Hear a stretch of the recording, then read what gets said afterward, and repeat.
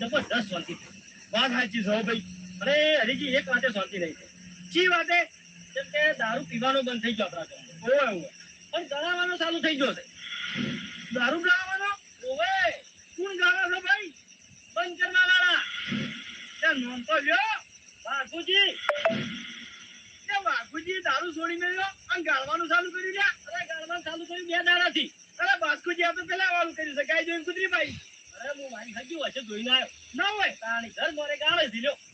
બાસ્કુજી મના નહીં મનાતું. અરે મારા હંગે જોવા હેડો રૂબરૂ જોવો. કારણ કે જે મોણા દારૂ છોડે વળી ને રસ્તે જાય ના બંકો ટોટ પર ઓહો તાણી હેડો હજુ.